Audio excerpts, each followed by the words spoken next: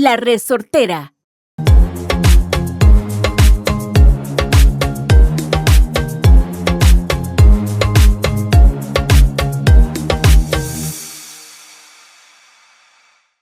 One more week of Pura Vida Perspective. How's everybody doing? How you doing, Sarah? I'm good. I made it. I'm here. Well, we want to start with that right away. And you say you made it because how was traffic today? Terrible. It was terrible because today we're filming in the afternoon. Actually, anytime. Even when I've come in the morning, it's terrible. San Jose is complicated nowadays.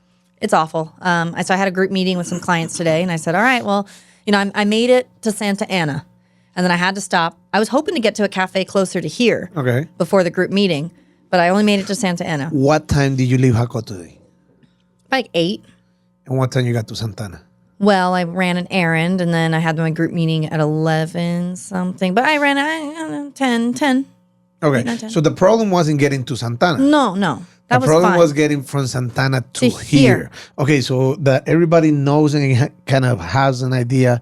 If you're from Costa Rica, we are in San Pedro. Yeah. We're close to San Pedro. The whole other side of the darn city. Yeah. From where Yeah, like this is like Santana is on this side and San Pedro is on this other side. Yeah. So how long did it take you to come from Santana to here? At least 45 minutes, and then maybe more. Actually, maybe almost closer to an hour. And I actually had a sales call. Why do I do this to myself? I had the group meeting. I even told them, I said I'm probably going to be in tears leaving San Jose later.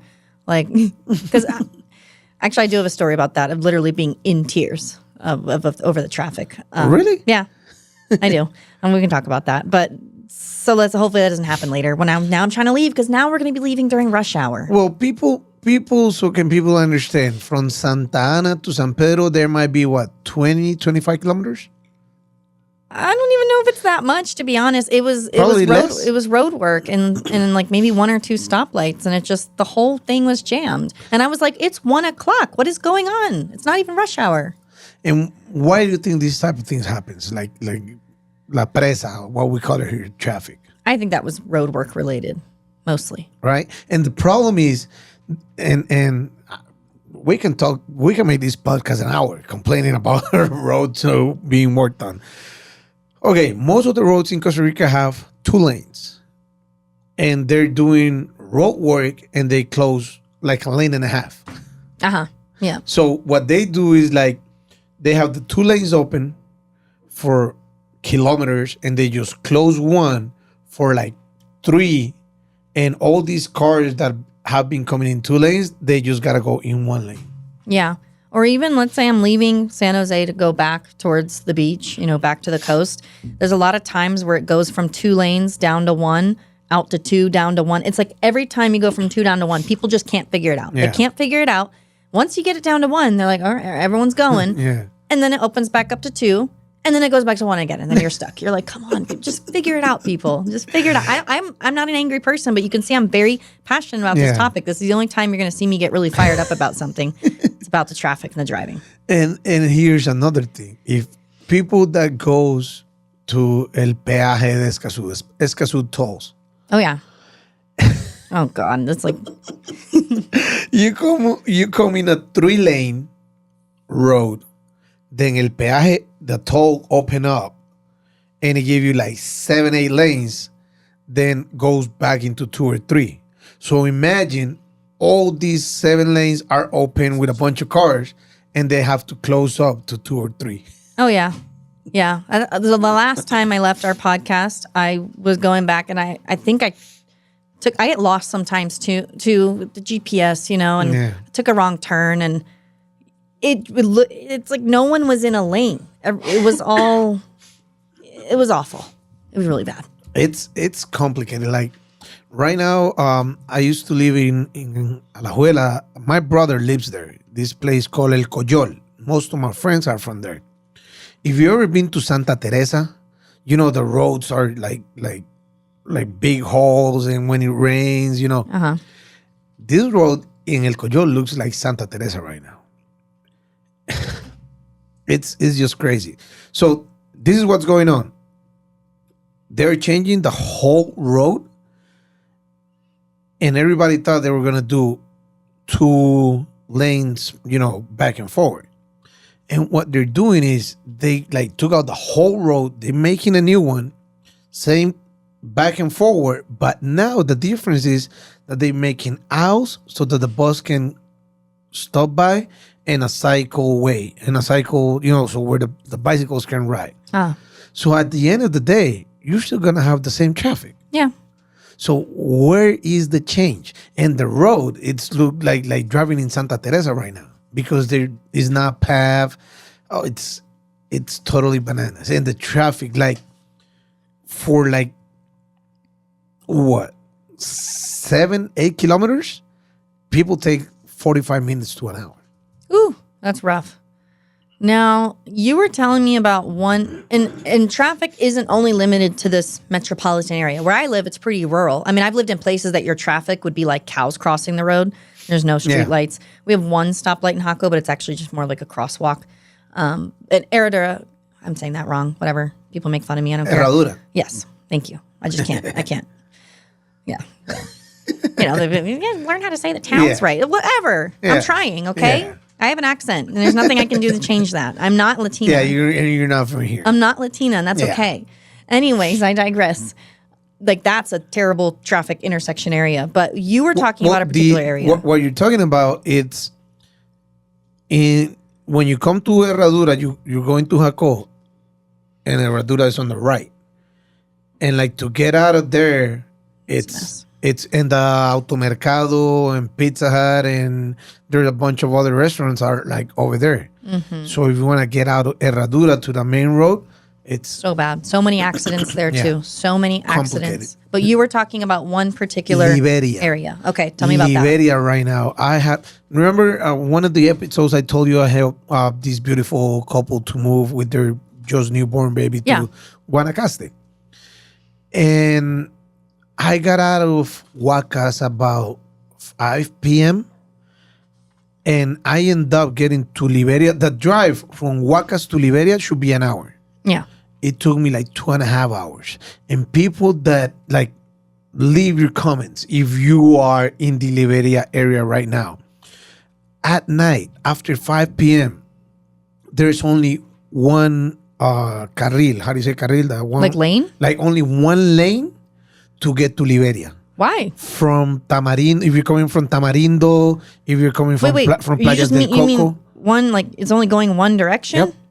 So you can't have one car coming this way and one car coming that way? Only one lane. So in front of the airport of the area, that is 20 kilometers before Liberia downtown. Yeah. So people are coming. People actually work in the beach, in Playa del Coco, Playa Hermosa, Flamingo, Conchal, all these beautiful places. And they live in Liberia, a lot of people. Mm-hmm. So they got to go back home. And there's only one lane in front of the airport, all the way until Liberia downtown, one lane. I don't get it. Is the other lane closed? Or are you telling me that there's one lane going to Liberia and one lane coming. Thank you. I thought you were saying that there's literally only one lane for people to go and come. And I was like, what? This has to be impossible. It's one lane going to Liberia and one lane coming. Like a back road, like a country back road, But there's not, that's like the only way for you to get to Liberia. Yeah. And there's so many people coming at the same time and people trying to exit out the airport to the main road. It's just crazy. Like the other day I saw a post of a girl saying, like, I've been stuck here for 2 hours without moving, either because they're making roadworks or because there was an accident. If there's an accident, like if one car touches the other, even if it's big or small, no one can move anymore. Yeah, exactly, because you have to wait for so this is something different. Another learning tip for you guys, other than us just ranting about traffic. If you do have an accident here in the country, you have to wait for the transit police to come and document the accident. You cannot move anything. Mm-hmm. I guess probably insurance doesn't trust that you're going to tell the truth of what happened. So they need someone official to come and then tell the truth of what happened. But that's crazy because, there's been times on a Friday, Sunday afternoon, let's say if I'm coming from San Jose to Jaco, I've seen a whole line of cars from Jaco trying to get back to San Jose, because people come in from the weekends. And that's one lane for the most part to get back until you get more to the metropolitan area, then it opens up more.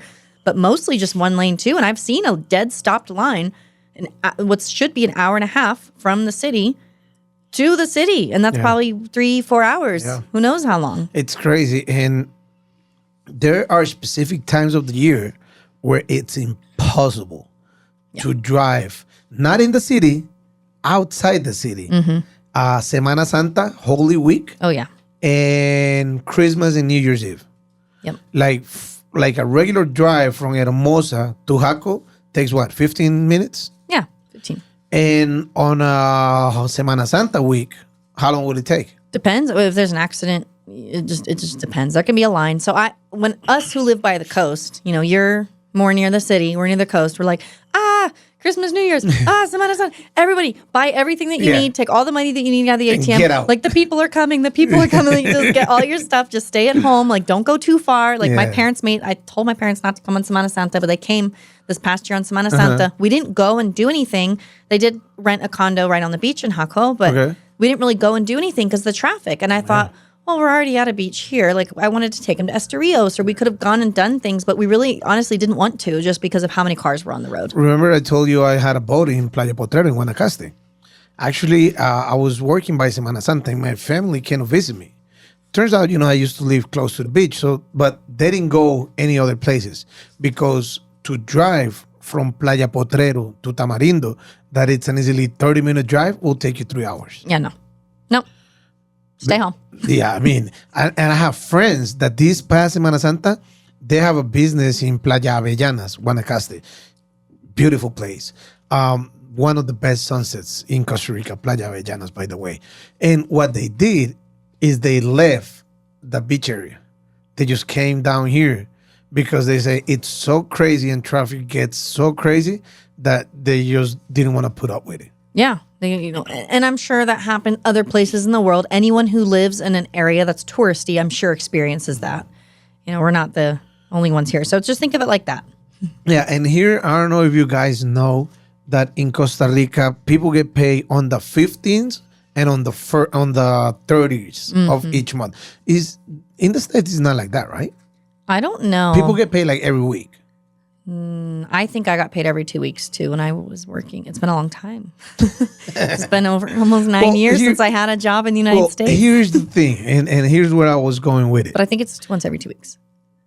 Getting paid on the 15th or in the 1st or in the 3rd, on the 15th or in the 30th, and making it on a Friday, moving here in the city, it's crazy. Because everyone's going to buy stuff? Everybody they just got their money and they're going to the supermarket to buy their things for their house, food for their house. And they just, are getting paid. And some people wants to have a few drinks. Some people want to go out eat. Some people want to, just buy their groceries. And it's just bananas. And everybody just want to get out of work. And it's complicated to get back home. Yeah. I've seen that even in Jaco. Yeah. Working on the pronunciation. Yeah, I've seen that there. Sometimes I'm like, why is it so busy this afternoon? Like, what? Like, why is it so busy? And then I'm like, oh, okay, look at it. Okay, gotcha. It's like quincena, but yeah, traffic in Costa Rica. If you're coming down here, be prepared. Some people say it's scary to drive in Costa Rica. It's not so. Well, my perspective is not that. It's so much scary as you gotta be patient because there's a lot of traffic, more than usual of probably in the States, because I have driven in the States, but the traffic, boom, boom, boom, boom, just there's a lot of cars, but they just keep on going. Here in Costa Rica, there is only one lane, like the example you just gave out of Liberia, only one lane, and it's not moving, and you just don't know why. Yeah. In the States, things are just more orderly. So I find that there's just more order. There's more stoplights. There's just more of those left-hand turn lanes. So rather, you got a one-way road and one person's turning left, but there's a whole line of cars going down, and then now none of the lanes moving. Either the people want to go straight, no one's moving because this one guy's got to turn left, and that's okay. We don't have a lot of those left-hand turn lanes, or even in the States, they have the right-hand turn lanes. No, we just, most of the time, either got one or two lanes, and I feel like driving here is a little bit like an obstacle course. That's what I explain it as. How? Oh, God. I mean, you never know what's going to come out at you. I literally was driving, and there was goats by the side of the road on my way here. Horses. No, there was cows, but goats, like straight up goats. I just saw them. Yeah. I was like, so just for today, I'm driving here. I'm like, oh, look at those little goats. Actually, kind of looked like little cows at first. I'm like, damn, are they right by the side of the road? Like, they don't care. Are they tied up or something? Like, what's good? And this is the major highway of me. You know, I was already off the coastal highway, like probably near Atenas. Atenas, you know, yes. so I seen those goats. Okay, they look like little I know cows. where they are. Adorable. Then I see something on fire on the other side. I'm like, is that like a whole tree burning now? Like I can't really see over the hill, but something's on fire over there. And then you got someone with a bike or a motorcycle. You know, you got all these different obstacles. There was something that had dropped out of someone's car, and then people kept rolling over it and kept squirting all this water all over the place. It's an obstacle course. It's doable, but if you get it's an obstacle course. You know what happens a lot here? Like you're in the highway. And traffic, 2 lanes, traffic like it's not moving, very slow, very slow. Turns out it's slow because there was an accident on the other side of the highway and people were stopping to look, to see sneak peek on what happened on the other side of the road. And that's making traffic on your lane. Yeah, we call it, we have a name for that in English, rubbernecking. Rubbernecking. It's like your neck's like rubber. Yeah. I know. I don't know why people do it. And I'm like, well, while we're slow, I might as well look too. Like, what's going on over there then? Like, I'm not moving anyway, so might as well see what's going on. Oh, my God.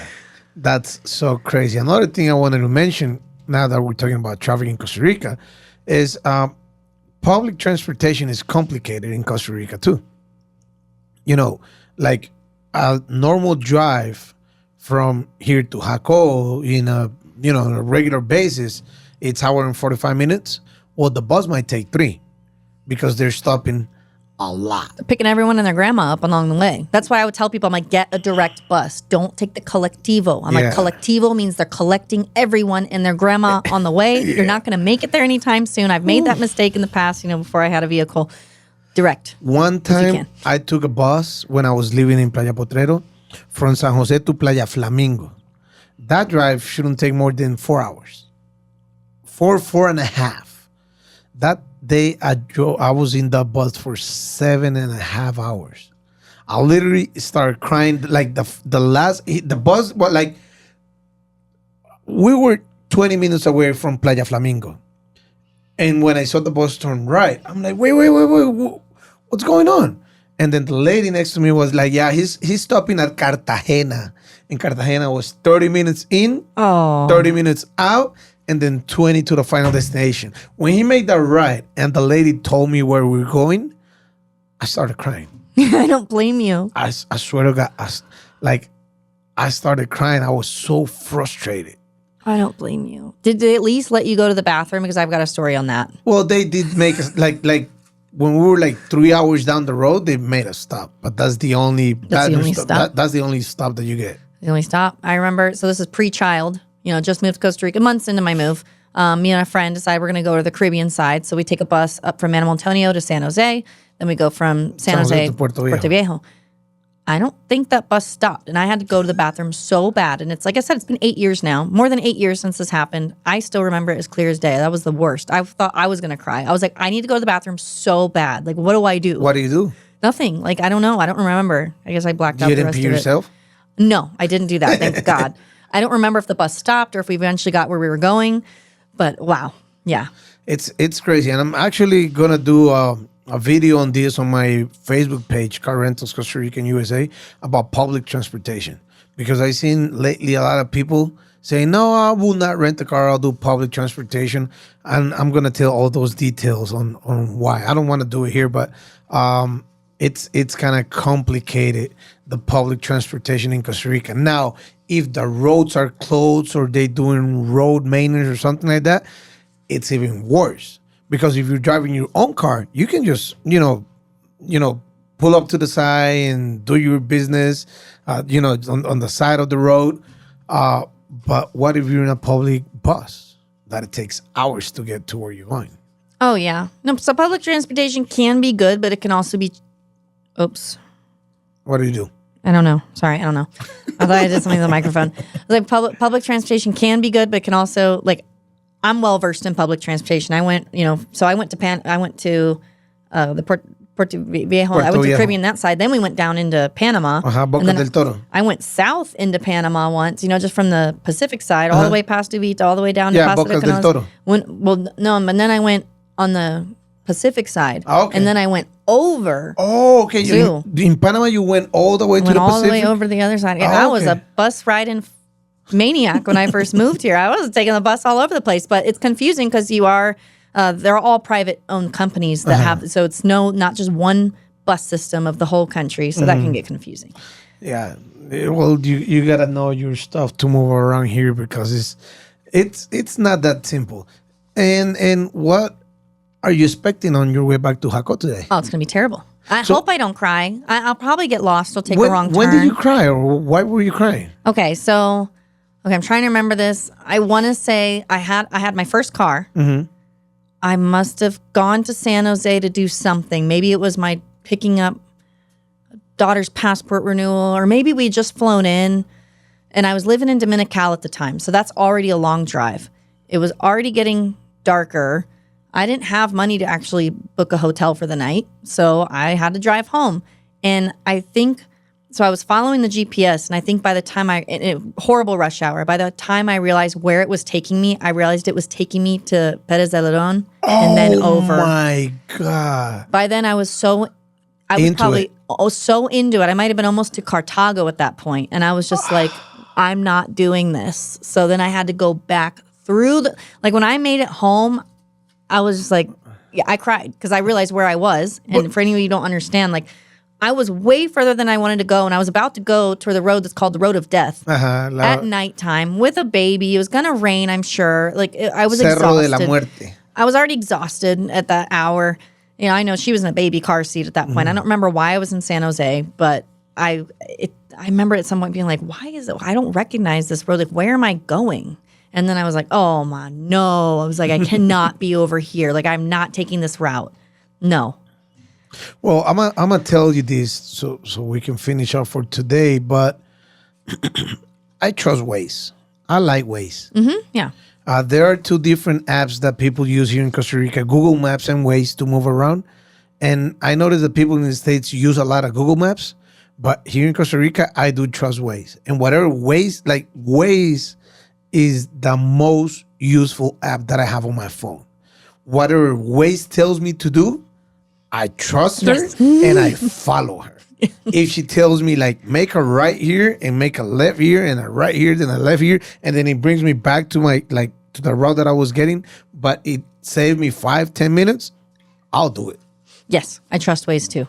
Yes. Waze knows. Yes. So WAZE. Yes, my perspective is that use Waze if you're coming to Costa Rica, or if you're living in Costa Rica and you're using Google Maps, give Waze a shot. Yeah, I use Google Maps for short term. Maybe I'm looking for a particular location, but I'll use Waze for the long haul. When you get out of here, you'll use Waze. Oh, 1,000%. Yeah, and what you're doing today is very smart. You're gonna go shop around for your stuff that you need in Jaco, so you let traffic calm down a little, and then you drive back home, right? But I'm probably gonna hit horrible traffic on my way to go shopping. It's okay. It's okay. It's okay. We'll figure it out. I'll let you know how it goes next week. How about next week? I'll let you know how it went. All right. So it's been a fun topic. I know a lot of people can relate about this.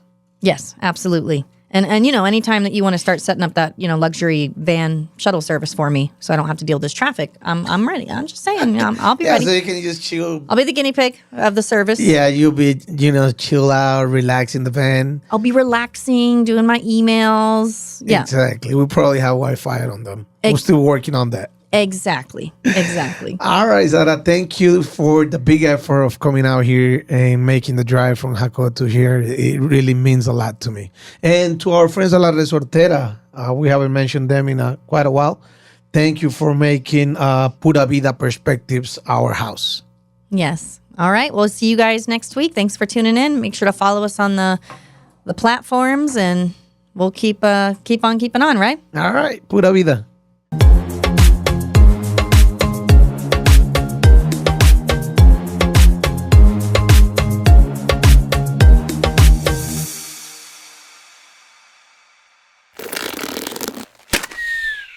Esto fue una producción de La Resortera.